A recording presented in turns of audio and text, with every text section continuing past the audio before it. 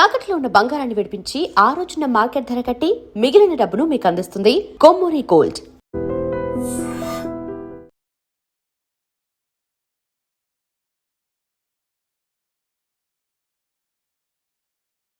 నేను సరళను ప్రేమించాను, పెళ్లి చేసుకుంటాను. అంతవరకు వచ్చావా?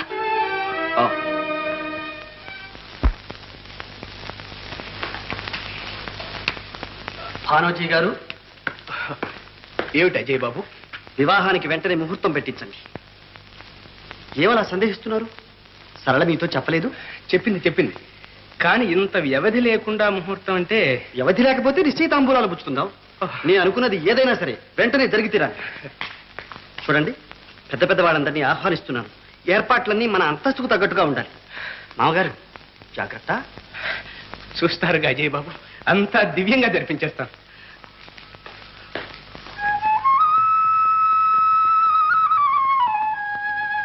అంతా మీ దయ. రేపు నా జీవితాశయం నెరవేరే శుభదినం. అవునమ్మా, పెళ్లికి లగ్గం పెట్టించమని కూడా చెప్పిండ్రు. ఇంత ఘోర కదా. నే బ్రతికుండగానే నా బిడ్డ అక్కడ జైల్లో మగ్గుతూ ఉంటే వీడిక్కడ పల్లకి ఎక్కి ఊరేగుతాడా? ఈ మోసం ఇంకా జరగడానికి వీల్లేదు.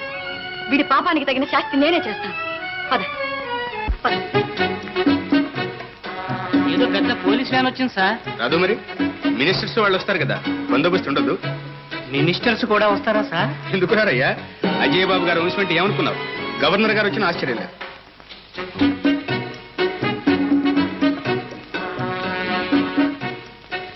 బందోబస్తు అంతా పకడ్బందీగా ఉందా? లోపల నుంచి బయటకు కానీ బయట నుంచి లోపలికి కానీ ఎవరిని కదలకూడదు.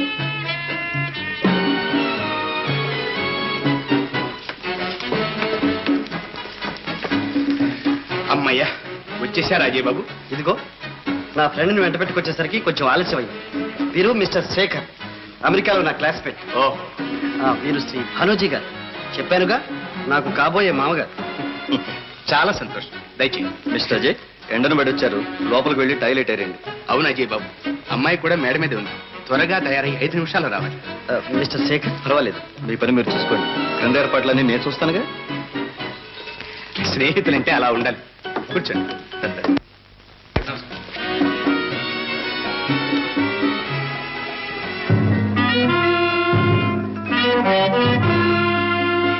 ఇన్స్పెక్టర్ గారు,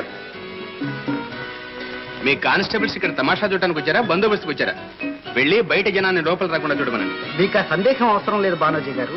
ఇంటి బయట లోపల కూడా బందోబస్తు చేశాం. అవతల టైం అయిపోతుంది. విసికించక చెప్పండి అజయ్. ఏది వేసుకోండి? ఇదా ఇదా? ఈ రెండు కాదు, నీ పుట్టినరోజు పండగకి వేసుకున్నావే ఆ నెక్లెస్. ఓ అదా? ఇన్ని నగలుండగా సరిగ్గా అదే కావాలేమిటి? ఏ, నీకు ఇష్టమైనట్టు అయ్యే వేసుకోవాలని మారం చేస్తావే నువ్వు? ఎంత చిలిపివారండి మీరు. అజయ్,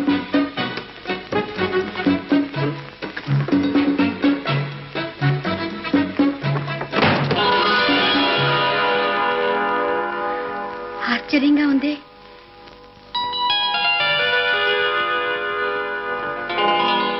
నాకు తెలియకుండా నాన్న ఇవన్నీ దాచారన్నమాట. నిజంగా నీకు తెలియదా సరళ? నిజంగా నాకేం తెలియదు అజయ్ బాబు. అంతా అయోమయంగా ఉంది. ఇదేమిటో నాన్నని అడుగుతాను. వద్దు సరళ, బహుశా నీ పెళ్లి సమయంలో ఇవన్నీ కానుగ్గా ఇవ్వాలని ఆయన ఉద్దేశం అయి ఉంటుంది. ఆ ఆనందం ఆయనకే దక్కని. అజయ్ బాబు, ఏమిటి? ఏమైనా తెలిసింది? ఎవరూ తెరవనక్కర్లేదు. కాలం ముంచుకొచ్చినప్పుడు రహస్యాలు వాటంతటా అవే బయటపడతాయి. అజయ్ బాబు, భానోజీ గారు, ఈ నగలు డబ్బు ఎక్కడివి? మీకు ఎలా సంపాదించారు? అదంతా మీకు అనవసరం. అవసరమే మిస్టర్ భానోజీ. మా ఎస్టేటు ఫ్యాక్టరీ కొలగొట్టి సంపాదించిన ఆస్తేగా ఇది. నీకొక ఎస్టేటు ఫ్యాక్టరీ, నీ నిజస్వరూపం నాకు తెలియదనుకుంటున్నావా? ఎంతకాలం ఇలా మోసం చేద్దాం అనుకుంటున్నావు మిస్టర్ విజయ్? నాన్న, ఏమిటి నాన్న? నువ్వుండమ్మా. చూడు విజయ్ కుమార్, నీ రహస్యం నా గుప్పెట్లో ఉంది. బాగా ఆలోచించు. బుద్ధి తెచ్చుకుని నువ్వు నా చెప్పు చేతుల్లో ఉన్నావా, నీకు ఏ ఆపద రానివ్వను. సరళనిచ్చి వివాహం చేస్తాను. నా ఆస్తితో పాటు అజయ్ బాబు జమీందారికి కూడా నిన్ను అధిపతిని చేస్తాను. నన్ను ద్రోహిగా బ్రతకమంటావా? నా జన్మలో అటువంటి నీచానికి పాల్పడదు. అయితే నీ సర్వనాశనాన్ని నువ్వే కోరుకుంటున్నావు అన్నమాట. లేదు, నువ్వు చేసిన మోసాన్ని బయటపెట్టి అజయ్ బాబు ఆస్తిని నిలబెడతాను. విజయ్, పడుంటావా లేదా? ఏమంటావు? మాట్లాడవే. సరళ!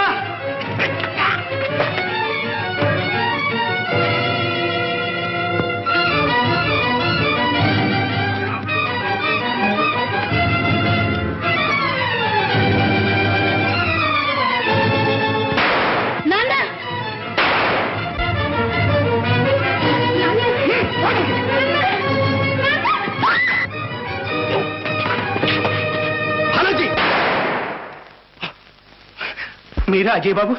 ఎంత అదృష్టం, సమయానికి వచ్చారు. వీడు మోసగాడని ఇప్పుడే తెలుసుకున్నాం. మోసగాడ? ఎవరు భానుజీ గారు? వీడే దగా చేసి మా అజయ్ బాబు ఇంట్లో ప్రవేశించాడు.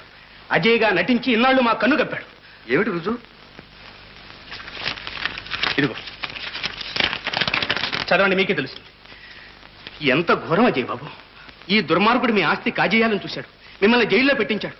చివరకు మా సరళను కూడా మోసం చేసి పెళ్లి చేసుకోవడానికి సిద్ధపడ్డాడు. తేనె పూసిన కత్తండి వీడు. కట్టెపెట్టు భానోజీ, నీ పాపం పండింది. తిన ఇంటి వాసాలు లెక్కపెట్టి మా డబ్బు దోచుకున్నది నువ్వు. మా నాన్నగారి ఆఖరి గడియల్లో మోసం చేసి నగలన్నీ ఇక్కడికి చేర్చింది నువ్వు. మా ఫ్యాక్టరీ డబ్బంతా కాజేసింది నువ్వు. అబద్ధం. ఇదంతా నేను ఆర్జించి కూడబెట్టుకున్న డబ్బు. ఓహో, ఇదంతా మీ స్వార్జితం అన్నమాట. మీరెవరు నన్ను ఈ ప్రశ్న అడగడానికి? వారా పోలీస్ కమిషనర్. చెప్పండి, మీకు వచ్చే జీతంలోనే ఇంత డబ్బు కూడా పెట్టారన్నమాట. అయితే మిమ్మల్ని అరెస్ట్ చేస్తున్నా. నాన్న, ఏమిటి నాన్న ఇదంతా? దేనికోసం చేశావు నాన్న ఇదంతా? అంతా నీ మేలు కోసమే చేశాను సరళ. నువ్వు సిరి సంపదలతో సుఖపడాలని చేశాను. నా సుఖం కోసమా? ఎంత పొరపడ్డావు నాన్న. మోసం చేసి నాకు ధనరాశులు ఇస్తే వాటితో సుఖపడగలనా నాన్న? అంతేకాదు సరళ, నీ భవిష్యత్తు కోసం ఎన్నో కట్టుదిట్టాలు చేశాడు మీ నాన్న.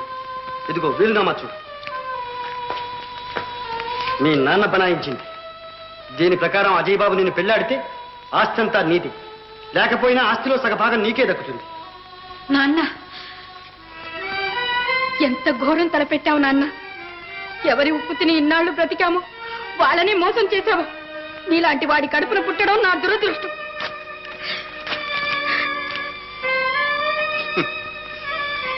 ఎవరి కోసం నా జీవితం అంతా ధారపోశా. ఆ నా బిడ్డే నాకు ఎదురు తిరిగినప్పుడు ఇక ఏమిటి మిగిలింది? ఇన్స్పెక్టర్, నా నేరాలన్నీ నేను ఒప్పుకుంటున్నాను. నన్ను వెంటనే ఇక్కడి నుంచి తీసుకెళ్ళండి.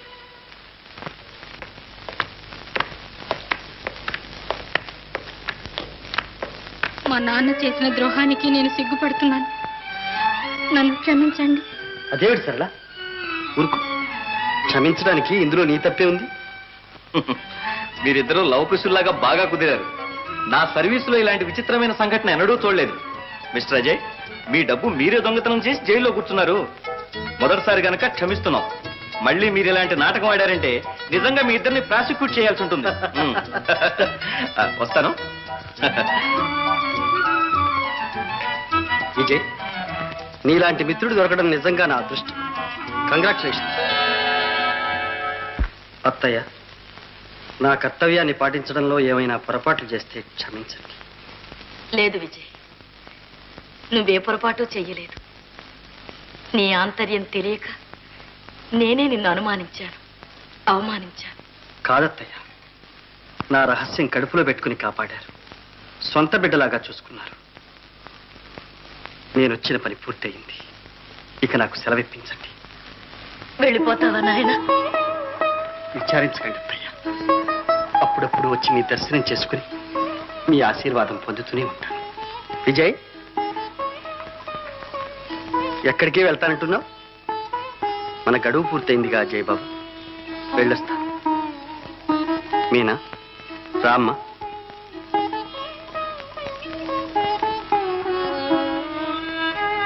మీనా, అన్నయ్య, మీరా, మీనా. చూశావా అజయ్ బాబు, ఒక్క ఏడాదిలో నా చెల్లెలికి మీరెంత ఆప్తులయ్యారు. మా పేద కుటుంబాల్లో ఉండే మమతలు అనుబంధాలు అలాంటివి. మాకున్న ఐశ్వర్యం అదే. అవును విజయ్, ఇంత సంపద ఉండి నేనెప్పుడూ అనుభవించి ఎరుగని ఆత్మీయత, అనురాగం ఈ ఒక్క ఏడాదిలో పొందగలిగాను. అది కూడా నాకు దక్కనివా?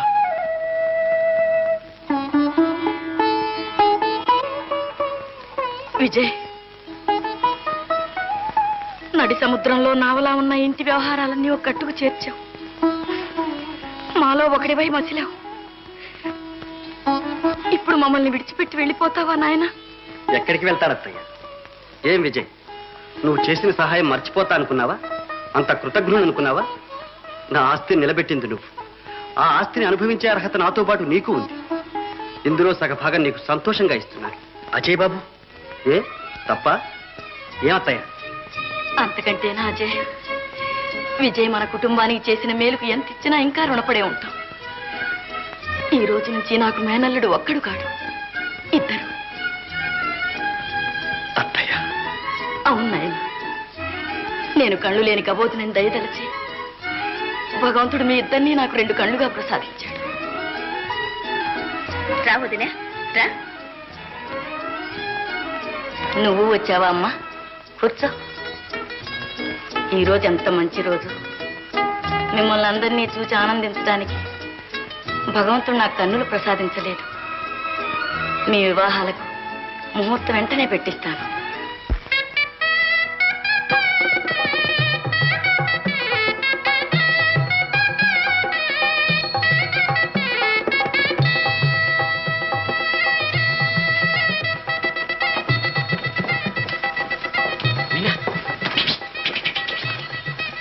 బావెవరో నాకే అంతు చిక్కడం లేదు కదా. పొరపాటున పెళ్లి కూతుళ్ళు కూడా కంగారు పడి. రండమ్మా రండి. చూస్తారే, ఇందమ్మా వెయ్యండరా, ముహూర్తం దాటిపోతోంది.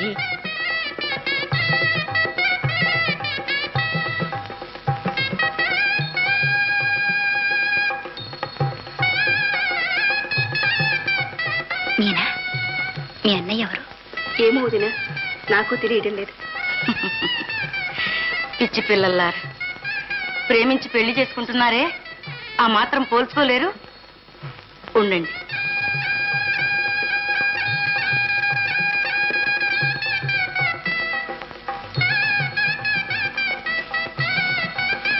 అజయ్, విజయ్,